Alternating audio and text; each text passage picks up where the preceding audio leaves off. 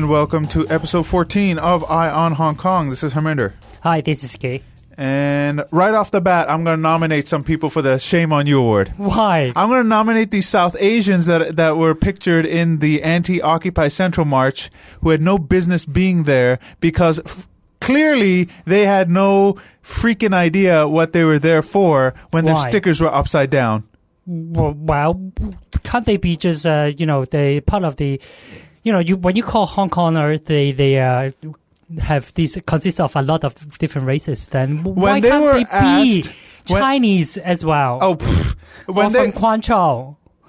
No. Why can't they be No. Their sticker said, I think it was Hunan. Why can't they be the villagers of Hunan?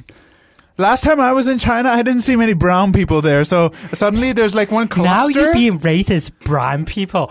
They can be, they like being the, watch out. I don't even remember what you say. Where is it? There's villagers there in China somewhere. Why can't they be just, part of them? Let them, feel like they're living in their own home. Sorry, it was Xinjiang.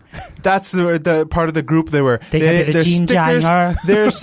stickers were upside down. I mean, when SCMP reporters were asking, so what are you doing here? Oh, I don't know. I'm a tourist. That was their answer. So clearly they were paid to be there, all right? Give me a break. No, someone said that they're tourists and they must be there to gao wu. They're shopping. Gao wu. Shopping, huh? Yeah. But if they were shopping, they're in the wrong lines because the lines to the trendy stores were in Sogo. They're not in the march. But quoting these from the Crash Soul of the Economic and Development Bureau of Hong Kong, and he says that everything that when we do, we have to consider the economic effect. Apparently, this rally employ a lot of people, and the unemployment rate goes really down. Right? I didn't think about that. I did not think about that. See? Right, we had a good economic boost, didn't we? No, for the restaurants around there. With their free meals. Yeah. I mean, no, I'm saying, you see these photos, it's a joke. All right. And being a witness to this, these people were most likely paid because I've seen this before where these people have no idea who they're voting for, but just one guy tells them who to vote for. They vote. And of course they get their money later. All right. And I'm not going to say where, who, or what, because I don't have video evidence. I've just seen it with my own eyes. I've heard it.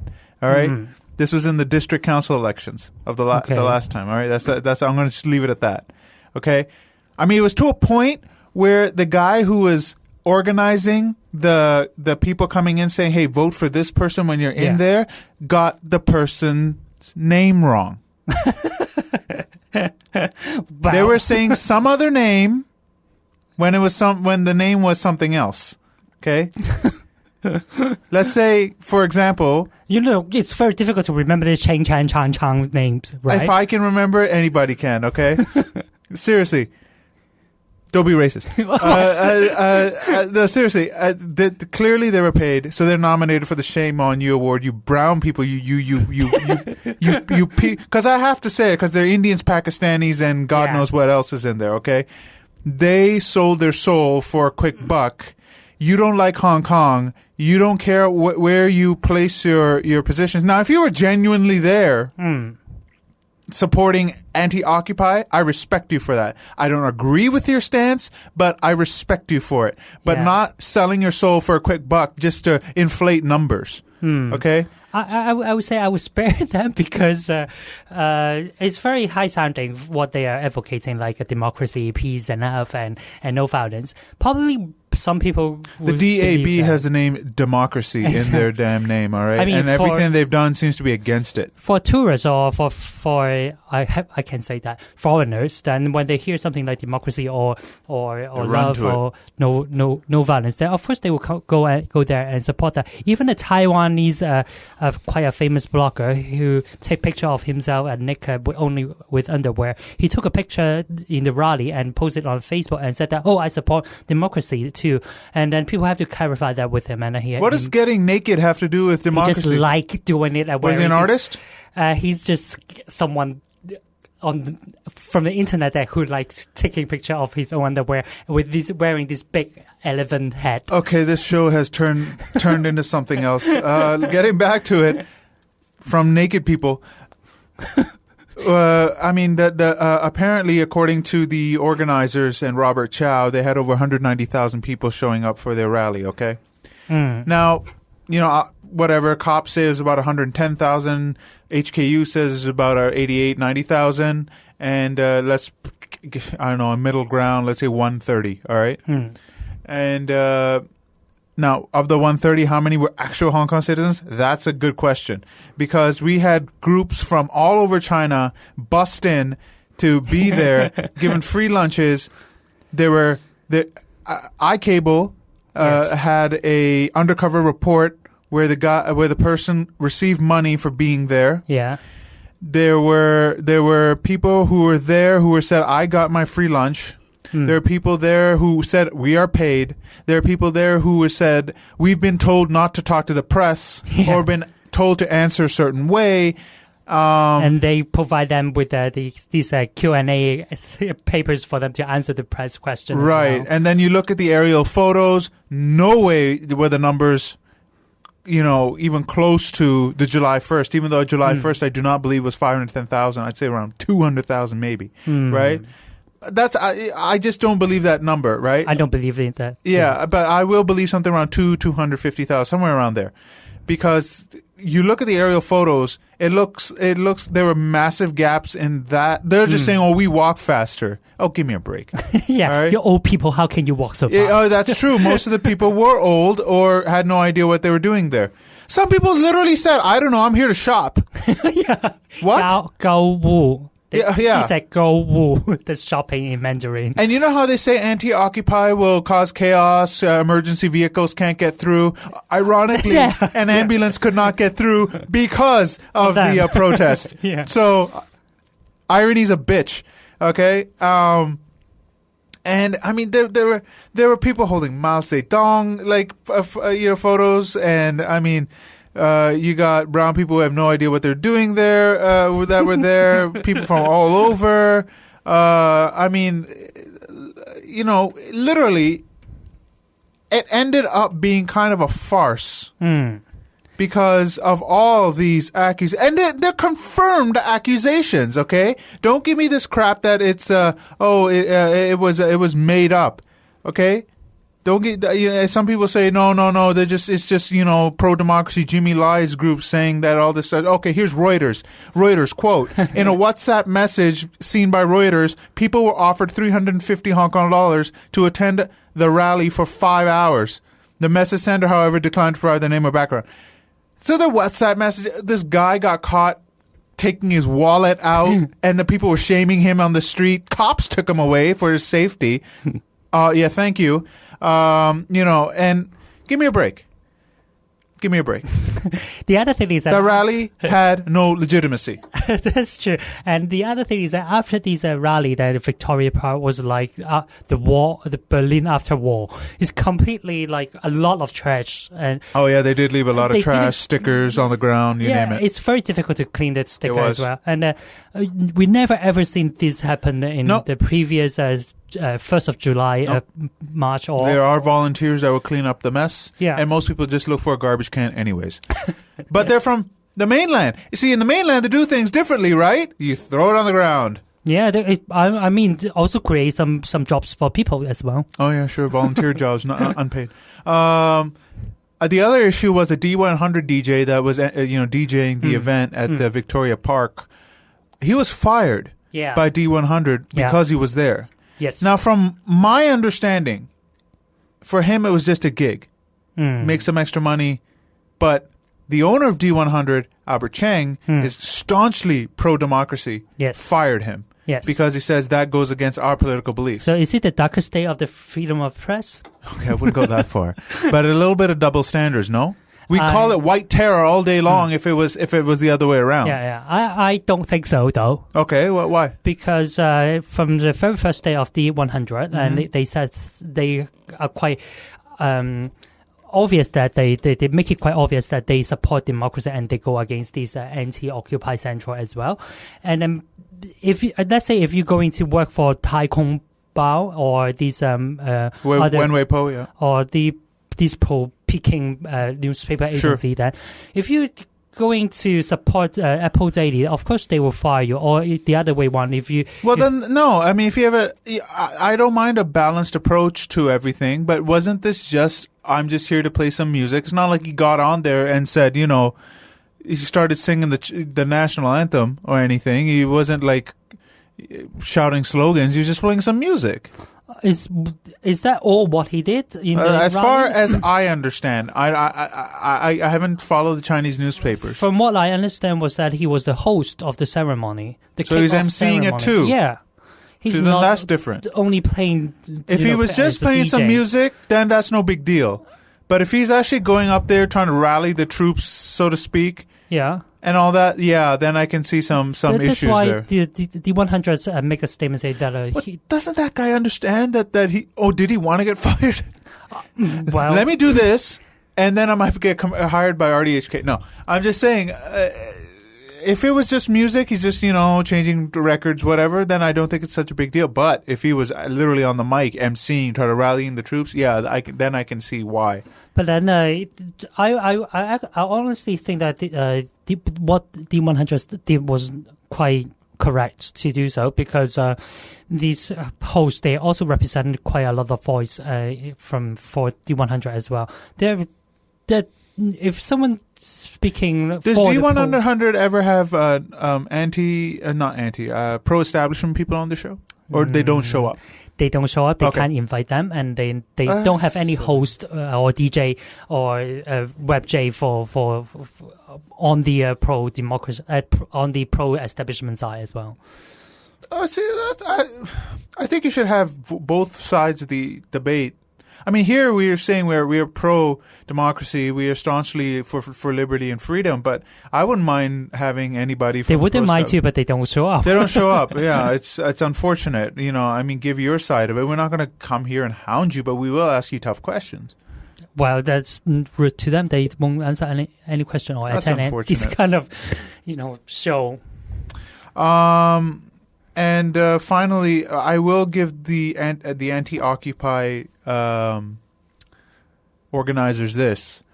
They were able to bring all the pro-establishment camps together, something the Pandems couldn't do at all, because, they play mine is bigger than yours all day long, and that's what kind of screws them over. Or they have their own agenda. They know, just because I vary from you about this much, I'm not going to be part of you. They do this crap all day long. But when you look at it, and it's not the anti-Occupy Central organizer who can gather all these pro-establishment people together.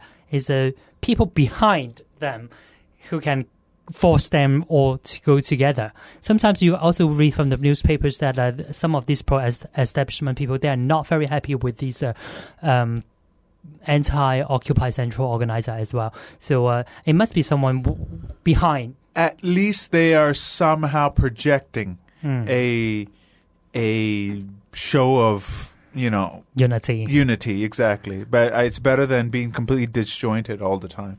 All right, next topic. We had the Pandems meeting. First, Zheng Xiaoming from the liaison office here. And then just yesterday, this is Friday, so Thursday, they went to Shenzhen and met Li Fei, a pretty much the top guy who runs pretty much Hong Kong affairs next to Wang Guangya, right? And, Li Fei has pretty much come out and said 50% nomination, staunch patriot, whoever the CE is, these are non-negotiable. While the Pandems are saying, 50% nomination is against international standards, whatever the heck that means. Because they still really haven't defined what that means. They just keep saying international standards. I mean, I have an idea in my head, but I'd like them to really clarify that. And also, they said 50% goes against democratic democratic progression. It's actually a regression because right now it's 1/8. Now you want 50%. You're actually going backwards. So, Basic Law Committee Chairman Li Fai is pretty much not going to... That pretty much shows what we're expecting next week when the National People's Congress Standing Committee meets and lays out the foundation of what they want, how we can elect our next CE. But I really hope that there's some room to negotiate still, because you have people like Henry Tang coming out saying, don't be so rigid. I mean, these are pro-Peking people saying, don't be so rigid. Which is smart, in my opinion, because, some people may be pro-Peking, but they're not, totally like, whatever you do is okay with us. That's good to see. But 50% threshold is the death of that. It will be the death of the, reform package in LegCo. That's simple. From the news these days, we can hear from the pandemic that they are not very optimistic about the result at all. That way. And basically, the PRC, they reject the civil nomination, and then they also add this patriotism into the basic law as well. And yet, Li Fai said that some of you pandems are patriotic. Yeah, but the thing is I that don't know what that means. They say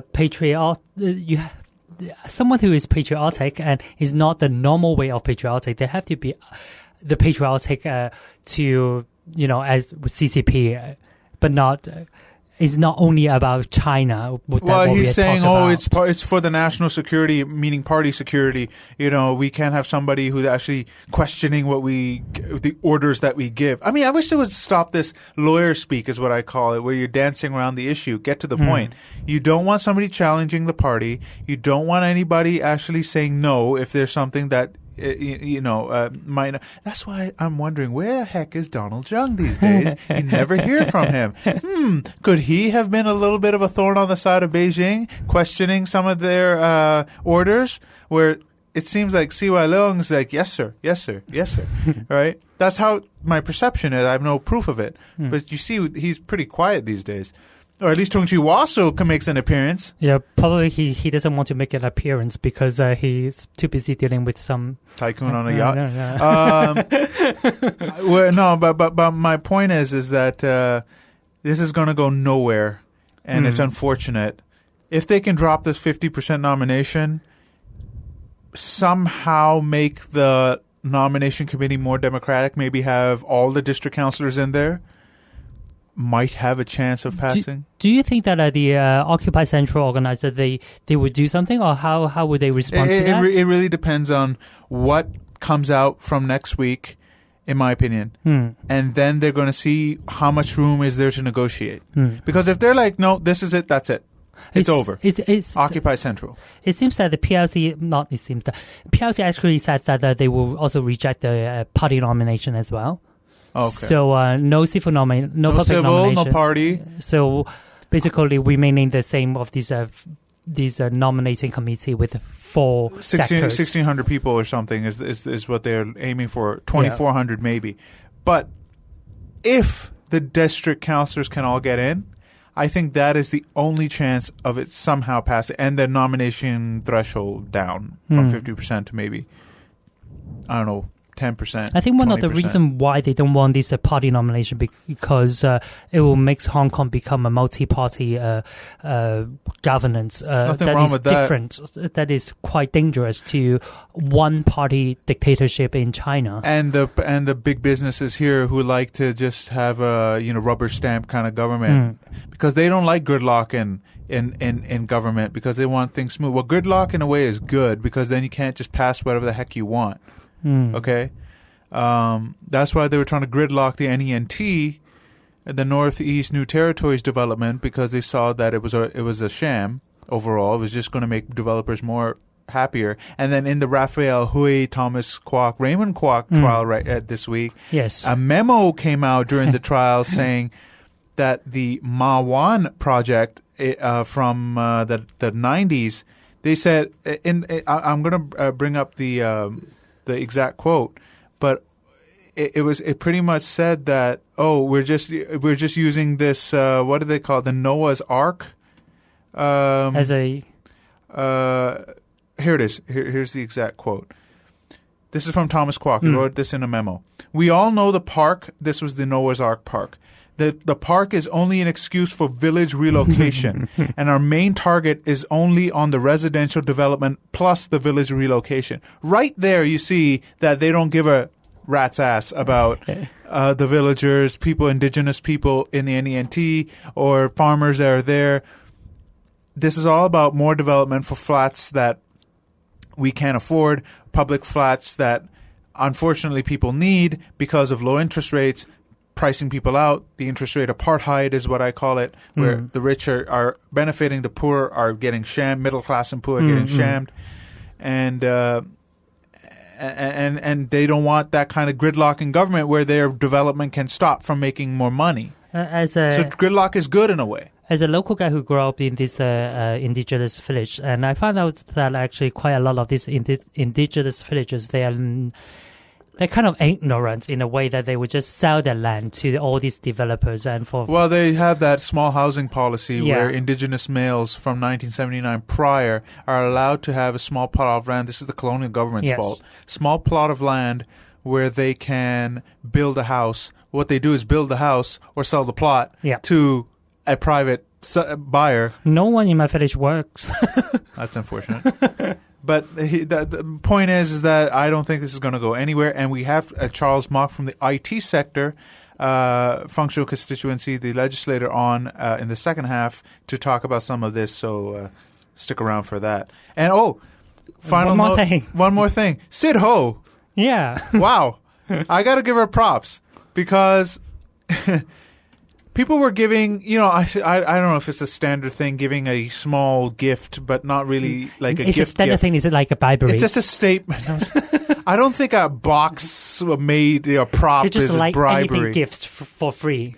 No, what she did was she gave away a newspaper clipping from 1944 that said we need democracy and universal suffrage. Yeah, that's the article I mentioned last week. This is prior to the PRC establishment. Funny, isn't it? Yeah. I got to give her props for that because normally people wouldn't do that. And Li Fai apparently wasn't too impressed. He just took it and gave it to the person behind him. He was like, yeah. Where the other gifts, he's receiving it with a smile. The funny thing is that that article actually talk about the international standard. That actually talk about these. What is international standards? I think they talking about this. The election has to be broadly represented by all these people that have to be elected by or nominated by the people as well in that article as well. But look at any other place; they're nominated by people in the party. Yeah. But the party elected by the people. Like if I thought democracy, I don't think like United States because it's a two-party dictatorship. There's no difference between them. It becomes like that. And they actually shove other parties out from competing. That I don't find to be democracy. Now, I would not call that international standards. Some people might. See, there's no definition for it. We need our own definition for it by the people of Hong Kong. Exactly. And I think that's one of the things they are talking about is whether the Hong Kong people are genuinely represented by these nomination committees. Fine, it's in the basic law, so we have to work with it. Some people say nomination committee isn't against the basic law, and I because the basic law is not exactly very specific on certain things, you can interpret it that way, that nomination committee is allowed. But then, of course, it's so broad that the NPC can interpret it their way, and that's it. That is how it stays. So, it's a game almost. Moving on, the best news of the week: Ambrose Lamb, the former president of the Law Society, quit. He resigned. Yay!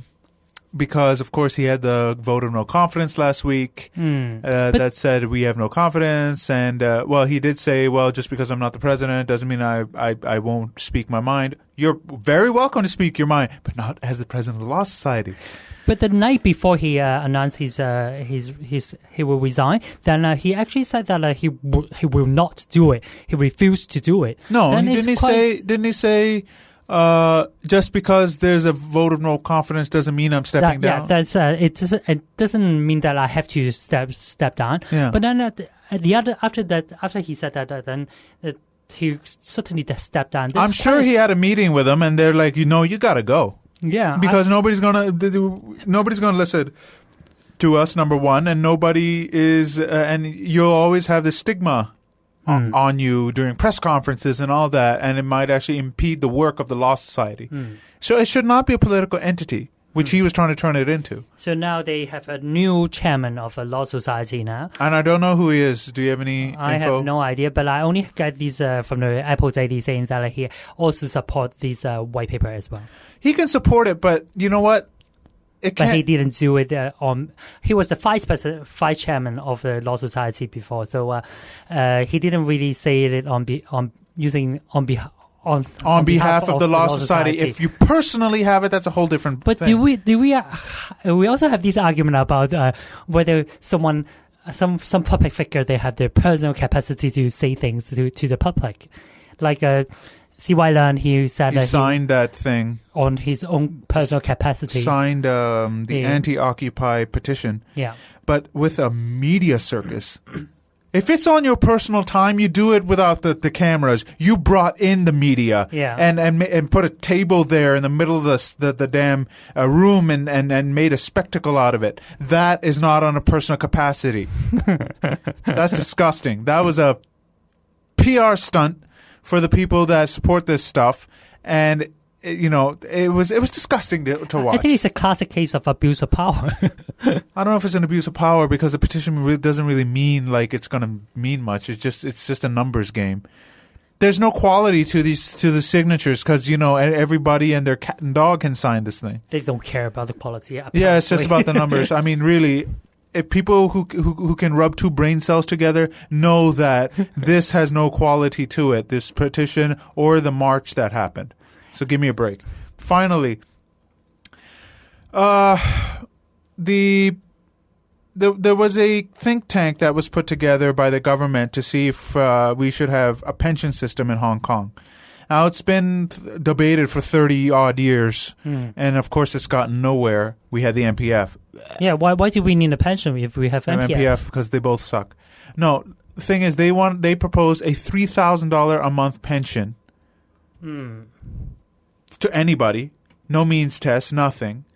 And, I'm against that, because while I am for welfare for people who need it, I'm not for wholesale handing out money. Now, people are saying by handing out money, you take away the stigma of going to the welfare office and going. Well, first of all, nobody's got a camera set up there and naming and shaming people on the internet. Oh, this person went to the welfare office today. Give me a break. Number two, people don't seem to be ashamed when they're lining up for $1 promotions. Okay, and actually beating each other almost to get at it.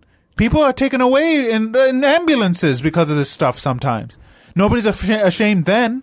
Nobody's ashamed, standing around the block because they might have a shot at, free cooking oil or something given away by, I'm not going to say who, right? But where's the shame there? There's no shame then. So it's a BS excuse. All right. You need it, you go for it. Just until, if you're old, obviously if you can't work, fine. You need it. You should get it, and $3,000 is nonsense. It should be increased to $6,000, at least to the minimum wage, for people who need it. That's my position after you pass a means test. And the kids should be supporting their parents as well. If there's beef in the family, fine. They can go to the welfare office and get $6,000. But you cannot wholesale hand it out. It starts to be abused after a certain time. It happens everywhere. Now they want to get payroll. Okay, I'll let you talk because I'm getting fired up on this subject. Yeah, I don't support this pension scheme because and we're not right wingers, by the way. Talking. You said Sorry. I can't talk. Sorry. And I do support it because I pay the MPF and I don't think that I can live that long because of McDonald's. And God. That's why I don't McDonald's. That's why I don't support this kind of scheme, and I don't want Hong Kong to be a welfare city. And then people have, just because you are old and then you can get the money, you have to, do something. And at least the MPF will do the thing for people who work hard. MPF is nonsense because it's being eaten away by the inflation. This 10-15% real inflation, not this government cherry-picked 3-4% that they say. No, my point is that number one, we're not right-wingers. We're not like hardcore right-wingers saying, death to the people who can't work. No, we're saying people who need it should get it. Yes. Not only should they get CSSA, they can also get this. They can, if they have small kids or their grandparents and the parents and they have to raise a child because of unforeseen circumstances, they should get more money. I am totally for that. But it cannot be at the expense of a shrinking workforce, number one. We are dying in Hong Kong. We're not having enough kids. I say that every episode. So who's going to fund it? They're saying, well, we got money in the coffers. The global economy is slowing down. It's never going to recover. And all indications show that, because we're automating work, which means less people are working, and also the Western economies are developed. They're saturated. There's no real room to grow except in certain sectors like weapons, robotics, security. That's it. And here, with the shrinking workforce, who's going to pay it? Well, right now they're saying give up 2.5% of your salary as a payroll tax to this, and SMEs will be exempt. Companies that make over $10 million will have to pay a certain percentage. Eventually, taxes will go up because you can't fund it like that forever.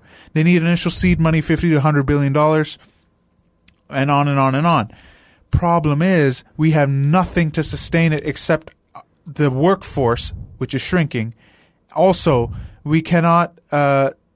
every country has shown that when it starts that way, it degenerates. France, last year, middle class, Reuters, okay, this is from Reuters, had to pay anybody who made over 1 million euros, which was $10 million Hong Kong, had to pay 100% tax. Gone. That's why Depardieu, the actor, left for Russia, because he realizes he's being gouged by the state for him working hard.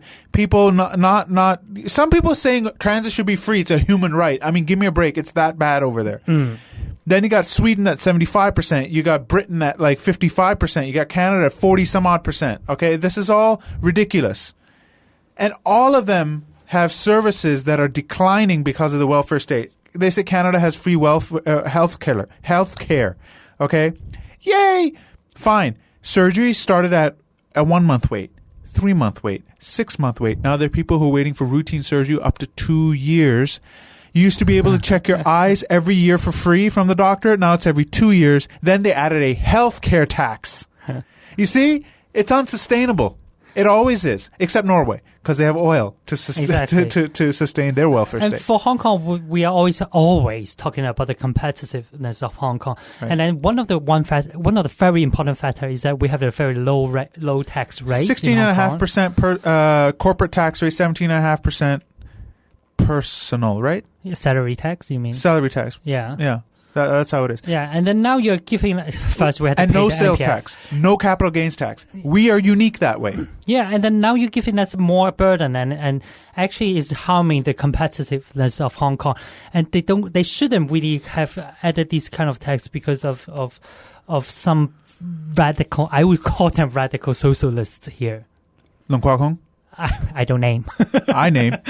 I mean, he wants to give like $10,000. Lee Cheuk-yun. I mean, these people are delusional. They have no idea how real business works because they've never been in it. They've been employees. Be an employer. All right. I have my own business. I know how hard it is doing, just making it by with these rents and labor costs and all this stuff going up. But what about these employers? Do they have to pay for the pension scheme? They will if they make over $10 million plus. In Hong Kong? You mean that's their proposal now? Yeah, well, that's what they were proposing, yes. So basically, at the very early stage, only the employees pay? Yes. That's quite funny. It's ridiculous. Give it to those who need it. It's that simple. Yeah. It's fair. That's welfare for people who need it. Not Li Ka-shing. I don't think he needs $3,000 a month. It's just so stupid. Like the government some years ago giving out money to everyone. Well, this isn't. Yeah, that was ridiculous. $10,000 everybody. I mean, yes, great. No, $6,000 to everybody. Yeah. And fine. Some people really needed it, right? But some people didn't. And there are people who take advantage of the hospital. They make lots of money. They can afford going to the private hospital, but they go to the public one because it's only $100 to go in there. See, it always gets abused eventually. Yeah. But if you have a real free market, prices are down and they stay down. But when you're fudging numbers with like screwing around with the interest rate and stuff, then it's all out of whack. And then you see why we're in a system of interest rate apartheid that we are in now. So we got to cut it here because we do have an interview coming up with Charles Mok right after this. And stick around and please spread the word about the broadcast. English media is clearly dying in this city, and we need new ways to keep it going. I mean, it's nice that everybody likes our page, likes the downloads, whatever, but you got to share it on your page. Please, just hit the share button. Say, hey, don't even say anything. Just share it. Our description is down there. People can read it for themselves. So please, it's essential that you share so we can spread more of this information and we can get great guests on. We have Charles Mok coming up next. And, the more we can get on, the more other guests we can get on, then we'll start having phone-ins. We can have a lot of stuff going on, but we need to build the audience. So please spread the word and don't hit the stop button. Let it go because we got Charles Mok coming up. And welcome back to the second half of Eye on Hong Kong. And we have Legislator Charles Mok from the IT Functional Constituency on the line. Hello, Mr. Mok. Hello. All right. So, how are you? I'm good. How are you? Great. All right. So, obviously, the first thing we have to ask is that this week the Pan-Democrats met Li Fei and other Beijing officials this week in Shenzhen to discuss political reform in Hong Kong for the next chief executive election. You were part of that meeting. Yes. And how was the atmosphere and what was discussed that you can disclose? Well, I think a lot has been disclosed, so I don't think that is a problem. I think the atmosphere was quite cordial. It's very good. But the underlying message, I'm afraid, is, many of us being in the meeting, we do feel that, first of all, because, for example, when we were meeting on Thursday afternoon in Shenzhen with the Beijing officials, with Li Fei and so on, and with all the legislators, not only the Pan-Democrats were there, the pro-establishment, our colleagues from their side were also there. And in fact, what they talked about was very hardline. They're basically telling the central government, and I'm sure in the other meetings that were held in Shenzhen on Thursday and Friday,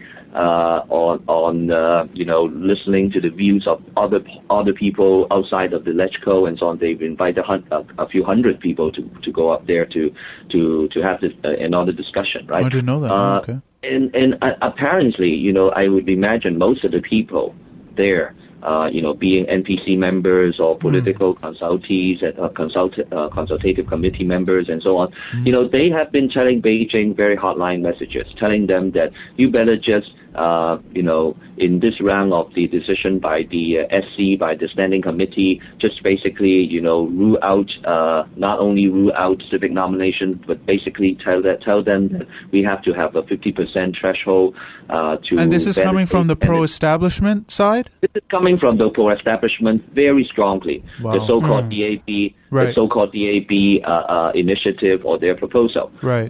And while the Beijing official didn't directly acknowledge that, okay, this is what we're going to do. In fact, I think they spent most of the time with us instead of talking about the specific initiatives or proposals, talking with us about how to potentially enlarge the representation of the nominating committee. They spend most of the time telling us why a lot of these limitations that they want to put in are justifiable. and reasonable in their views. Things like you have to be patriotic and love China, love Hong Kong in order to be standing as a candidate. National security is really a huge issue that they really worry about, and we have to set certain limits. You talk about international standards. There's no international standards, no single international standards, and you're confusing everybody. Actually, I think they are confusing everybody. But, they're just talking about these principles, trying to justify that these limitations that they're going to put down are going to be reasonable. They even mentioned yesterday, when we met them, that I think is sort of a new thing that they directly mentioned is that majority rules.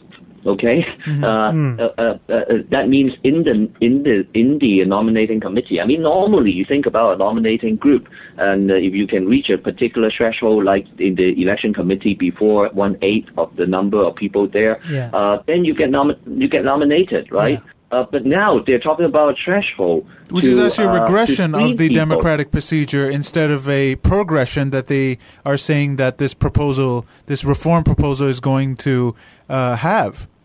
Right. I mean, when you talk about a majority situation in the nominating committee, you are not talking about nomination anymore. You're talking about screening. But what about how many votes that these members of the nominating committee can have? Would this mean that actually we will only have 2 candidates because they have to have the majority, or even one? Or can they have multiple votes? Well, I think, of course, there has been no a detailed discussion on any of these sort of proposals and the operating procedures at all. But I think most of the possible scenarios that we can guess from the various proposals that has been put up by either Pan-Democrats or even pro-establishment side, I think likely we're talking about certain threshold to nominate somebody.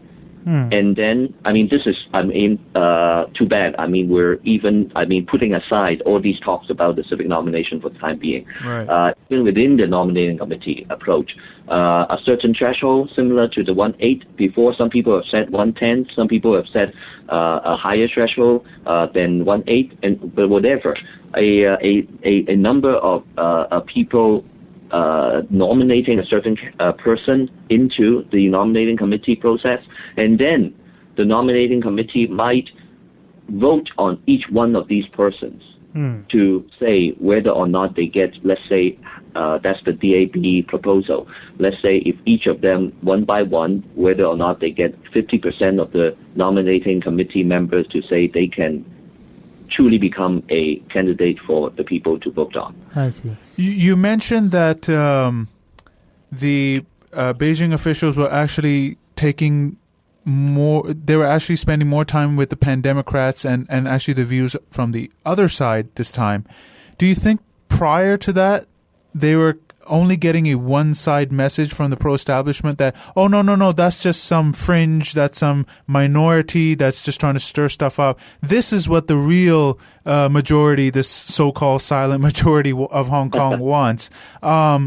Do you think that the Beijing officials were kind of like skeptical now that they're like, maybe we should, listen for ourselves what's going on the other side? Well, I don't think so. I wouldn't be so optimistic if I get what you were saying correctly. I think the pro-establishment view has been largely influenced or even directed or dictated by Beijing itself anyway. So it's just going in a circle. It is going in a circle, right? And well, that's communism, right? Or that's totalitarianism, right? Right. So it is going in a circle, and it's a PR exercise to all these anti-Occupy Central things and so on. This is all a way to try to manipulate, spin the public opinion and so on, in my view. And of course, by now, I think they do want to talk to us, the Pan-Democrat, because of a couple of reasons. Because number one, again, for PR, they don't want to be seen as not totally ignoring us before they make a decision. Second, I also believe that they understand that if things are too, the gap between us, the Pan-Democrats, and the central government's view or the pro-establishment view is too wide, then they're not going to get enough votes to get it passed.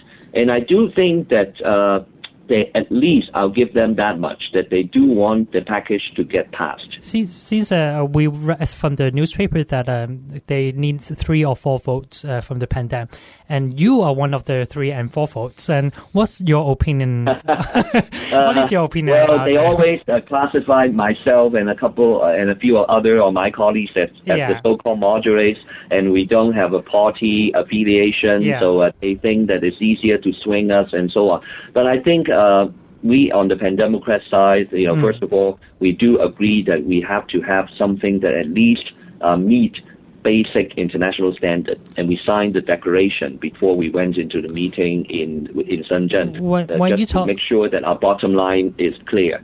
When you talk about international standard, then what actually you mean this international standard? Well, that's exactly the thing that I want to talk about too, because the Beijing side are saying that there's no single international standard, right? And the way that France is electing their president or whatever is different from China. Oh no, not China. Definitely different from China. The U.S. or France or Australia or whatever, right? They're all different. So they're saying there's no standard. I mean, this is totally twisting what we're trying to say, whether, playing on words in English or in Chinese, we're actually talking about a minimum requirement.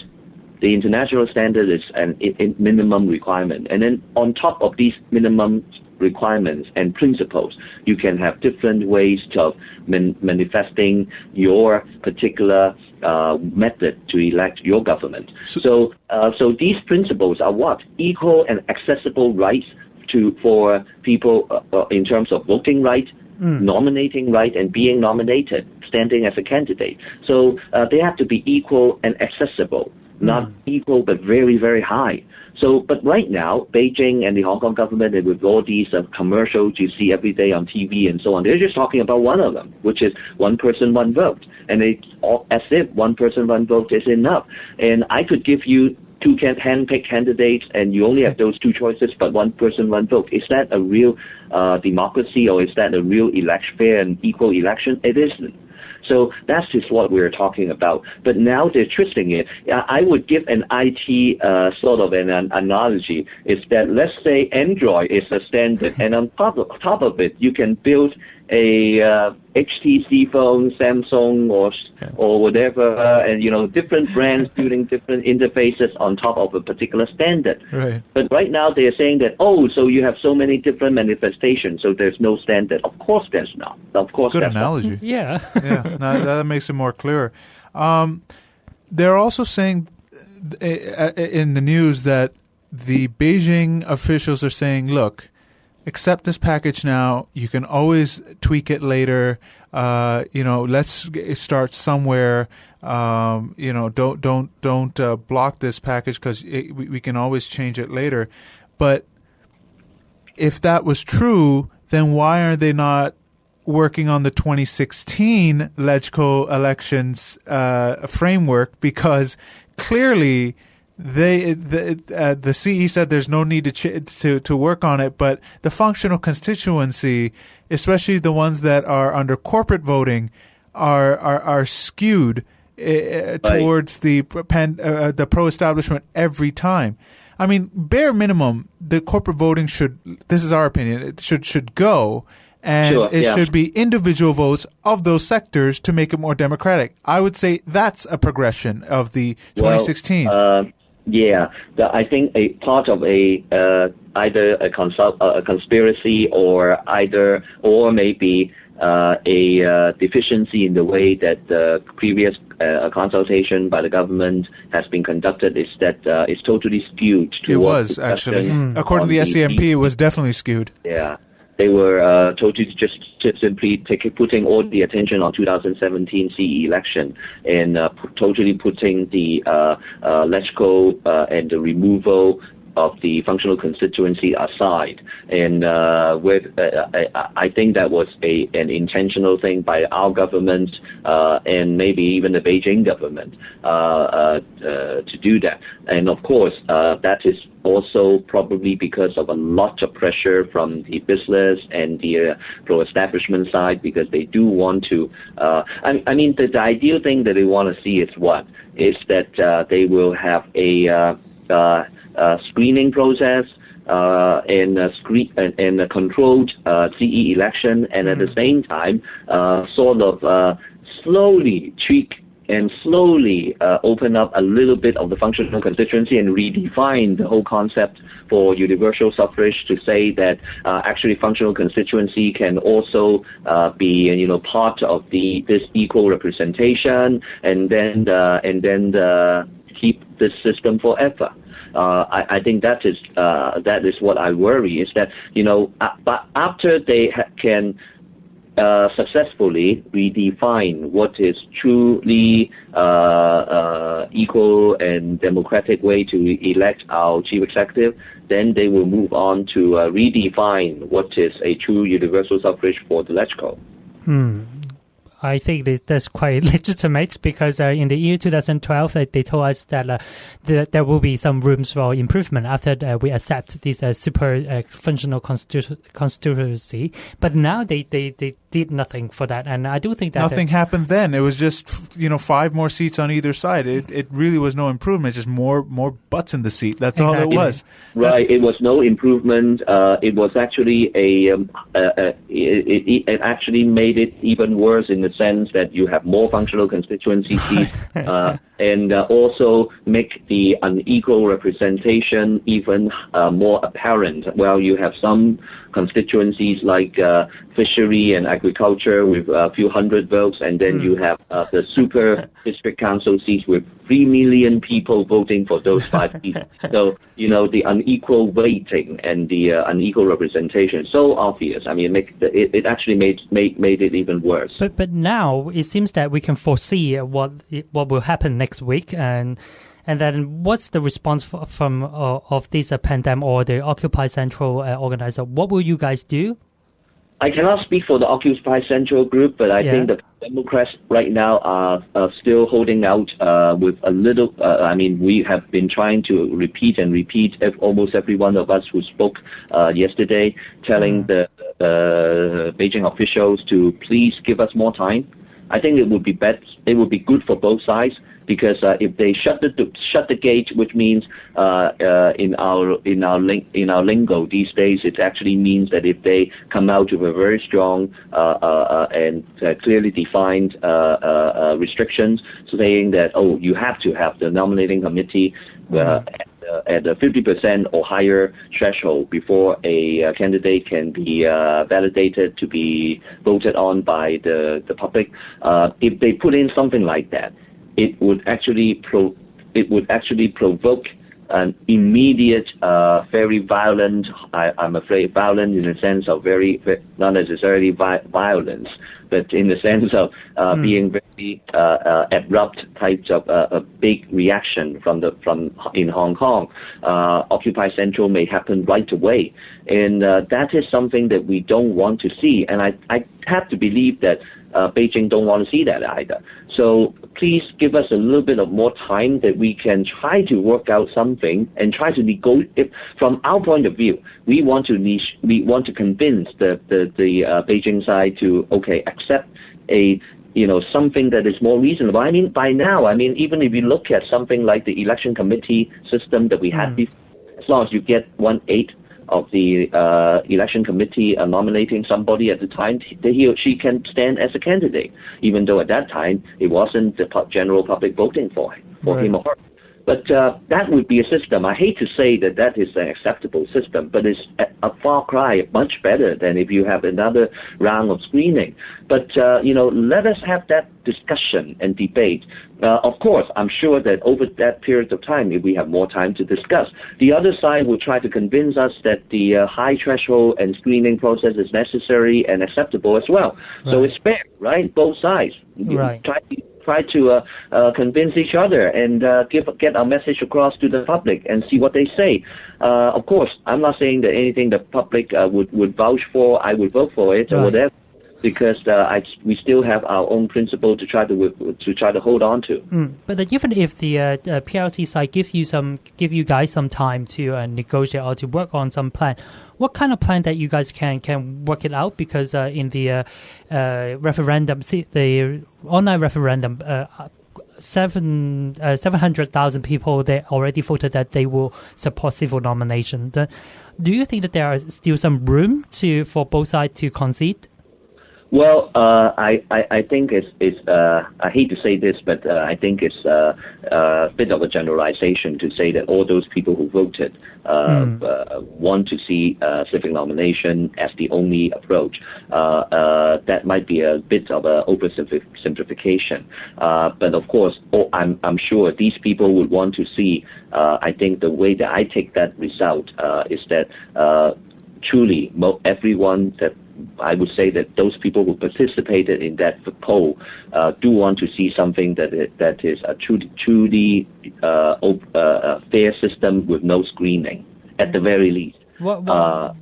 Why do you say that? Because in those three proposals under the referendum online... Well, first of all, there are also people who voted with blank votes and so on and so on. But I think we do know that...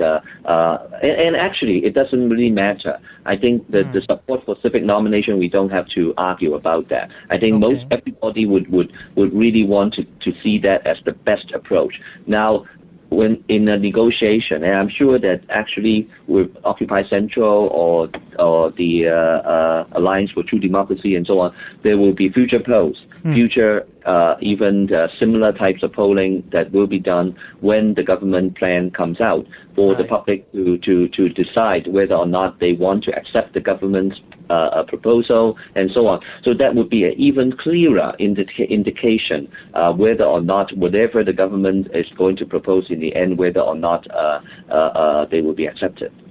Final question on this subject.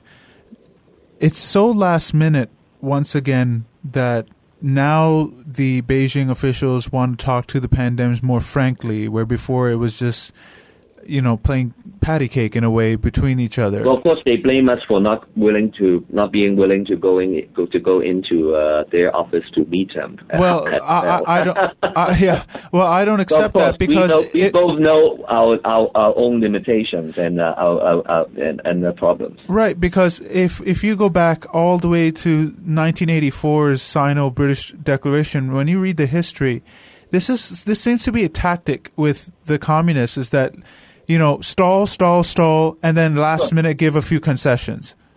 While the other side, they want them to give them concessions all day long. Not only that, in this current sort of deadline of the meeting and the decision by the standing committee of the NPC, this particular deadline that we seem to be doing these things at the very last minute. Similarly, looking at the last two rounds of political reform in the year 2010 to 11 and in the year, I think, 2005 to 6, you saw the same thing, that the government, the Beijing government, through the Hong Kong government, would at the very end of the process, basically, even after the bill has been presented to LegCo, within the last 2 weeks of the proceeding, the government may still amend it with a bit of concession to try to get enough votes to swing it enough that they can get it passed. In 2006, it wasn't successful. In 2011, it was successful. So we'll have to see about this time. I'm sure that they will put some final concession in the very end. But looking at the gap that we are seeing right now, and what the Beijing officials have been telling us the last few days, in our meetings and so on, I think the gap is still very, very wide. Well, we really hope that something something good can come out of these meetings, and we can actually get a good choice. But if not, we fear Occupy Central. But we'll see what happens after next week. Switching gears into your sector, you are the IT sector's political liaison, I guess, for LegCo. First thing I want to get into is that in Hong Kong, do you think Hong Kong is right now the IT hub for Asia, or is it building towards that? Well, I think we are a hub in some ways, but not enough of a hub in other ways. For example, in terms of telecommunications, we are very much of a hub because of our geographic location, because of our bandwidth externally and also domestically, and also because of our geographical location and being right outside of the firewall of China. So a lot of companies do need to put their stuff in Hong Kong rather than in China, or have a backup over here. Right. This is very evident in the way that we have so many big large-scale data centers built in Hong Kong over the last several years. So in that regard, in that part of IT, I'm sure we are a hub. In other areas, in terms of building applications or technology, R&D, and so on, I think we are trying to improve and become a bigger concentration and play a bigger role in Asia. In some areas, we're doing better than others. For example, I think we're doing better in attracting quite a bit of local and also externally coming in sort of startup activities and attracting a bit more money coming in from VCs and so on. Even though in this area, I have to say that Singapore is really competing with us head to head. And in terms of government policies and initiatives and directions, I don't think we have been doing a good job in the past. But with the government saying that they want to establish a Innovation and Technology Bureau, we might have a chance if we get the right, really government high-level support to really do something about it in addition to just setting up a bureau. Then I think we might have a chance, but it might take a little bit of time. But comparing with Singapore, their IDA, their Infocom development agencies have been authority has been quite successful and quite giving good direction to their development for many years. So I think that in different ways. I think that certainly Hong Kong cannot do everything all at once, but we do have a lot of natural advantage. Our position, our relationship to China, and our telecommunications presence, and our very important up to now, our free flow of information, and so these are the things that we need to preserve and we need to build on. But is an IT bureau really necessary? Can't the private sector? I think they're doing fine without the government interfering in any way, because usually when government steps in, they don't really do a good job. It usually is the private sector that innovates, that promotes, that puts their product out. Government just would, in my opinion, get in the way. Can't they do without an IT bureau? That is actually a very traditional, very typical sort of thinking in Hong Kong. And over the years, I've been in this industry in Hong Kong for maybe almost 20 years by now, and I've seen this thinking. Hong Kong people traditionally, in terms of business, we really don't want to see government interference. We think the government don't know anything, and as long as they build a open and a fair and equal level playing field, it should be enough, right?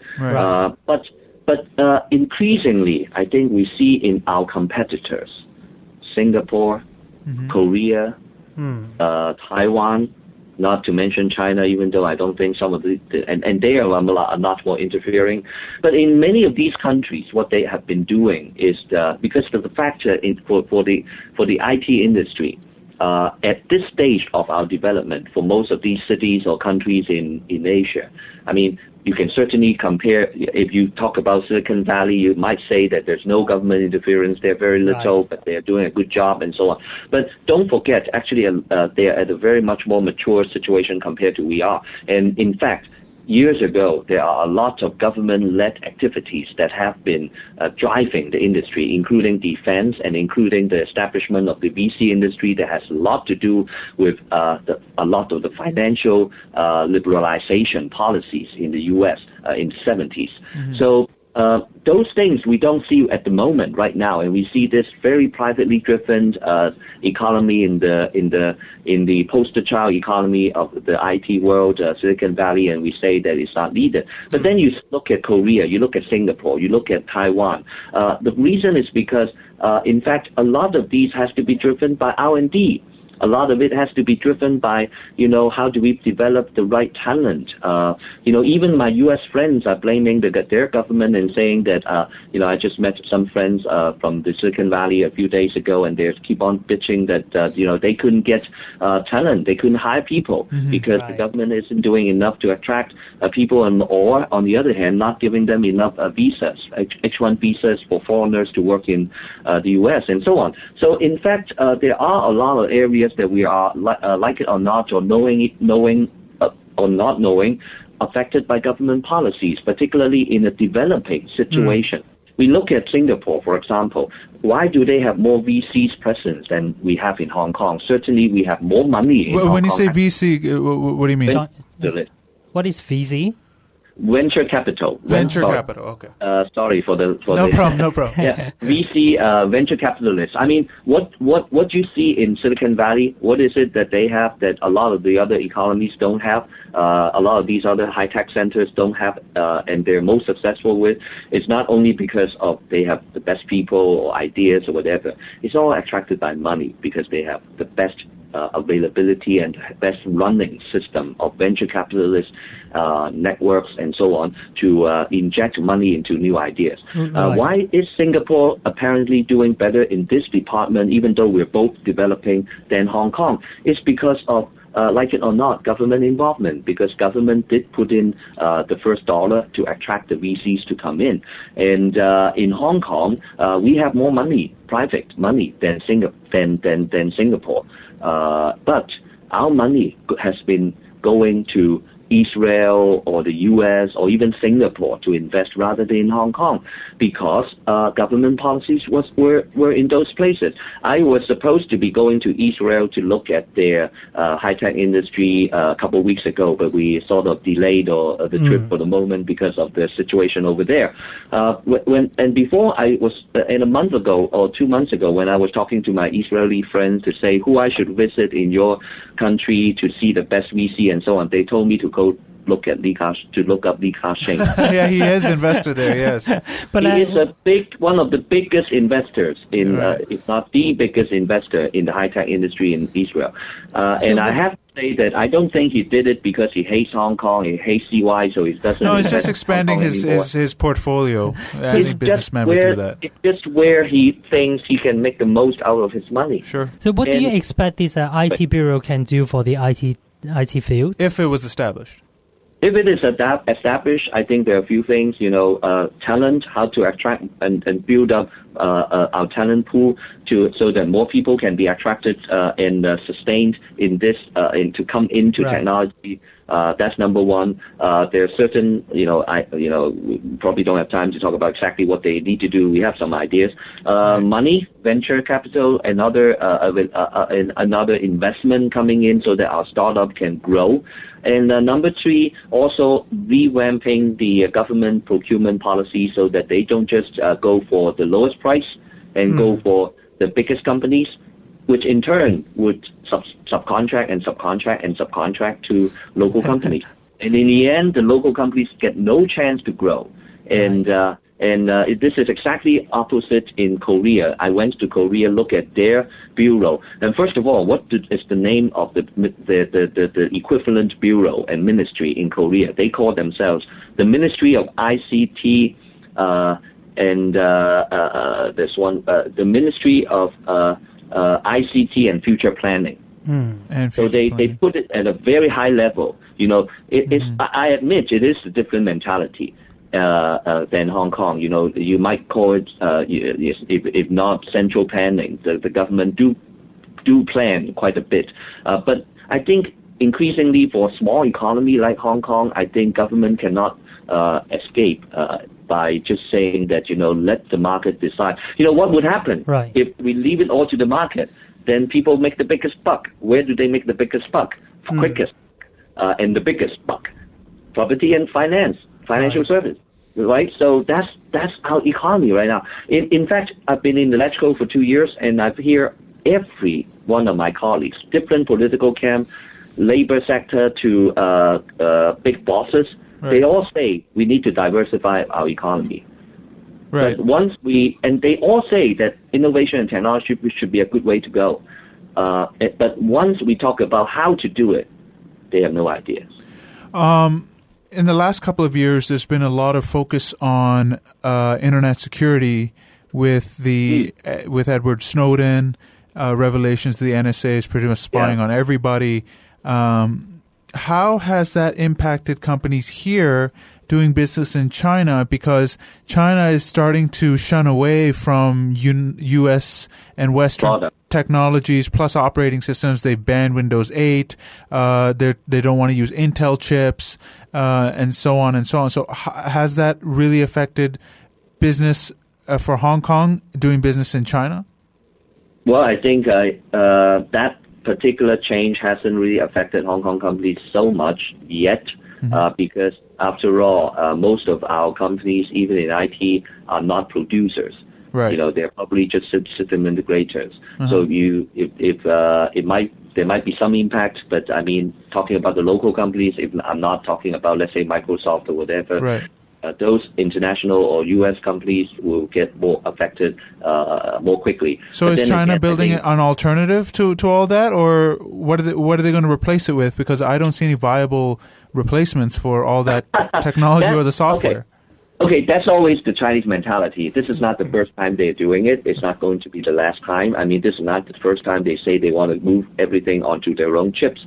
It is not the first time that they say, I don't want to follow your standard. I want to build my own standard. Right. At one point, 10, 15 years ago, they also wanted to not go with the Wi-Fi or 802.11 standards of the rest of the world and build their own Wi-Fi standard. It never worked before. But of course, with their national power, economic might increasing all the time, they will be tempted again to use it as a political, economic, and then political weapon against the rest of the world. So I think they will keep on trying it. And it will sooner or later become a full-blown trade war between, if not other countries, at least between the U.S. and China. Seems that way. With the NSA revelations, is the public more aware of their privacy now, or are they still just as apathetic as they were before? Privacy and security may be a little bit different concept to most people. Still, like it or not, unfortunately, I think people are more aware of their privacy all the time because because in this day and age we read about it and we think that there are privacy laws, at least there are in Hong Kong, to protect us to some extent. So people are more aware of their own privacy now than before. However, security, unfortunately, I have to say that this is a totally different thing because, with Edward Snowden, just only less than a year and a half ago that he was there. And at that time, people were so concerned and so on. And I keep on having to explain people that, hey, if you're worried about your bank and so on, the big institutions and so on, you don't have to worry. Because there's not much you can worry about anyway. Why? Because if the big banks and the big institutions and universities, whatever, are not doing a good job, and sometimes they have lapses, but by and large, I mean, they are not where the problems are, okay? And because the real problems are with the SMEs and with average citizen, their computers at home, maybe even my computer and your computer at home. Those are the vulnerability, not HSBC. If CIA wants to really hack into any particular person or any particular bank or whatever, I'm sorry. I guess they have a way to do it, right? So that's not what we should be really putting our worry into. I will leave it to the intelligence community to worry about it. I mean, if I become a target of CIA or the Chinese intelligence. But on the other hand, it's common thieves, common hackers every day going in and out and getting these information or, getting into small companies' networks and disabling the system and holding them for ransom and so on. That happens increasingly all the time. I think people are more concerned that, foreign governments are going to spy on other people. That's a given. But, you have the NSA spying on its own people without warrants. I think that's what people are worried about, because once it starts there, then it could spread. We could have it here. It's something the communists do, not so-called liberal democracies, and I think that's what people are concerned about. I think it's the right concern, and the way to work on countering this concern or countering this trend is to be more engaged in international advocacy. In trying to tell governments not to do those kind of things. I'm going to go to the Internet Governance Forum in Turkey in a couple of weeks, and forums like those and organizations that are trying to work internationally to fight these issues. That is where we should do something about that worry. But other than that, I mean, locally, I'm not sure. I mean, you can go to the U.S. Embassy and protest or whatever. Is that going to change things? No, it's not. Well, speaking of all that, we got worldwide attempts for internet censorship. First there was SOPA, then there was CISPA, then there was ACTA, then there was PIPA. I mean, there were so many different versions of bills where it would give too much control to government and its entities to pretty much censor the internet. Now they've shifted the focus to trade deals, such as there's one right now. The acronym eludes me, but they're trying to secretly put it into these trade deals where it gives corporate power. Anyway, corporate power to pretty much control the internet. And if it suddenly is implemented, it's not being implemented through Hong Kong and the U.S. where they're doing it. If it is, we can't fight that, can we? If it's a worldwide pact. That's exactly why I think in the past, Hong Kong people might be too busy with our own business or making money or whatever. And our participation in international forums, in international bodies that have an influence of these policies and international advocacy groups, our participation has always been very low. It's called the Trans-Pacific Partnership. That's what the trade deal is right now. That's what they're trying to put it into. Yes. Right, and there are and this sort of deals. In fact, a lot of people, even including a lot of people in the business communities, the trade communities, are not necessarily happy about these deals.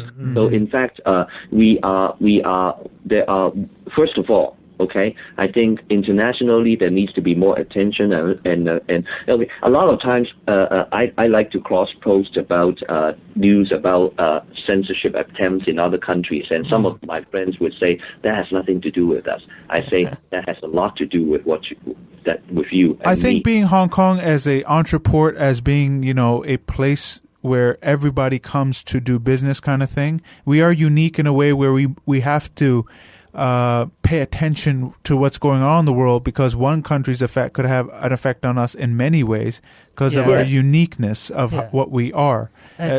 Just like these EU, they recently passed this right to be forgotten, and it's very fast. And then after a month or something, then the PCPD in Hong Kong, they already mentioned that to the press that they really want to advocate that. What's your opinion on that, Charles? Well, on the right to be forgotten issue on its own, I believe technically it is something that is that's not feasible, ill-advised to put it into the law. Because it's censorship in a way, isn't it? Exactly, and also, first of all, it is censorship. It is cleansing of information. I mean, there are already existing laws in different ways. For example, if I committed a crime after so many years, the court record about myself cannot be of certain level of crimes, cannot be looked up and so on. There are certain protections. If you are minor and so on, when you committed the crime, then maybe it would be even, it will be forgotten even faster. But then again, I mean, when I run for Legco or another position in a few years' time, and I want to erase all the negative reports and scandal about myself, is that a fair thing to do? That's exactly seems to be what's already happening in Europe. And the next level of worry that I have is that if individuals start to have a right to do this, soon enough, states will have a right. Will find a way to justify a right to forget about what they have done to its people. Right. And final question. What do you think about the tycoon in Hong Kong that's suing Google because of certain internet search results you can get where you type in his name and then it gives you search suggestions about that topic? Well, of course, about him. And the court said, you can sue them. I'm not a lawyer. I cannot look at it from a very legalistic legal point of view. My worry from a industry person and a layman in the law in the law sense is that it gives me big worry, because in the past, in our tradition, in myself as a old internet guy, we always have this concept of service providers being a conduit, and you're not supposed to or need to or be responsible for the content. Not police it.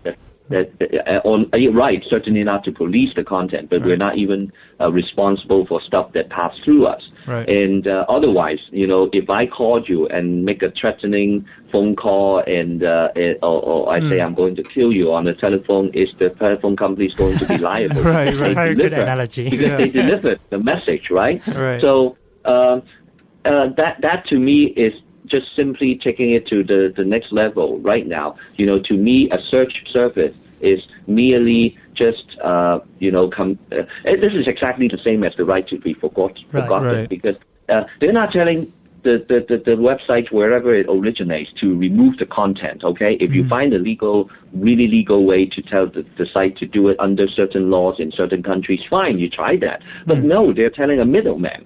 A middleman to eliminate the ability for somebody to search you for that content. In the case of the right to be forgotten, and in the case of this particular court case in Hong Kong against Google, and I think it's a very dangerous precedent. Part of it, I have to say, is that in many cases, the court, especially the lower courts, do not have a lot of experience with this sort of things. And I don't know. I mean, again, maybe I shouldn't say this as a non-legal expert. Yeah, but that's Google, my feeling. That's my feeling as a layman, is that, they tend to, okay, fine, why not? And then they make a sometimes decision that is technically wrong. Yeah, even Google, why Google certainly become the judge on this right to be forgotten? Right, exactly. They probably become an unwilling judge in the situation of right to be forgotten, but certainly that creates even more problems. Well, this has been a wonderful, wonderful conversation. We've had Charles Mok, the Legislative Counsel for the Information Technology Sector. You can find more information about him and what he's doing at www.charlesmok.hk. And we hope that you'll definitely come back on again in the future and discuss more topics such as IT and Sure. Very interesting no problem. topics. Yes. Thank you very much. Thank you so much. Thank you, Charles. Thank you. Thank you. And this is our final segment of Eye on Hong Kong. We have to give our Shame on You award. We had a very serious argument over that. Yeah, we were just discussing who to give it to. And, we have nominated the South Asians that showed up at the Anti-Occupy Central March and obviously no idea what they were doing there. Or, they did and, they were paid for their time. Right. 2, Li Fai for not changing his stance at all, pretty much. You're listening, but you're not listening. You know what I mean? Yeah. You got him. We got Robert Chow, post press conference saying we had 193,000 and, well, why is the press ganging up on us? And if anybody's being paid, we'll investigate, blah, blah, blah, blah, blah. I mean, take it seriously. There were too many examples of people being paid to be there, one way or another. And then you got Regina Epps saying, "Oh, you got to pay people for their time." What? You come in your own capacity. You do not say, "I'll come if you pay for my food." I mean, give me a break. Right. Bottles of water, that's different, right? That should be just handed out on the parade route. That's it. Anything else, you should not be paying for other people's time. This is still bribery. And finally, I will nominate one more. Sure. That is the MTR. Why? Because they didn't stop the car. They didn't rescue the dog. There was a stray dog that went onto the tracks on the East Rail Line, Fanling Station, I believe, and they stopped the train service for 6 minutes.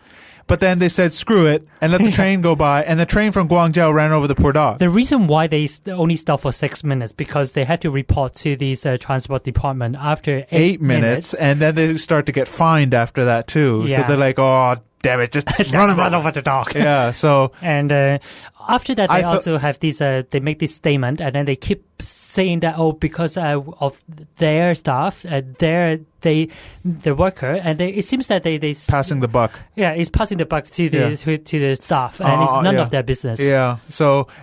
I say the MTR because that was really disgusting. I also say the MTR because I love dogs. I know you do, but if it was me, just jump on the track, stop the train, jump on the track, get the dog, put him on the platform. Yeah, be a man, and then just be a man. Yeah, carry on. Come on, the dog. It wasn't even a big dog. Yeah, just pick him up. Yeah. Pick him up, toss him onto the platform, he'll run off. And find a mainlander who have this lunchbox and then run in front of him, and then the dog will run after the mainlanders. Anyway. Run after, or he'll be chased by them because it's dinner on the table. Yeah. Hey, look, roadkill. No, it's bad what happened. And MTR is not really taking full responsibility for that. And you know what? They received the Shame on You award. Right. Enjoy. And that's the end of our show. Yeah, it went a little bit longer, but of course, when you want quality stuff, you sometimes have to take the time for it. Please spread the word. Share the podcast. Don't just like it. I mean, yes, like it, but also please share it because we want to bring more interesting guests. We want to have more activists. We want a platform for English-speaking Hong Kongers that want to get their information. That's not exactly the standard stuff that you get from establishment media. This is the new media, and we want to put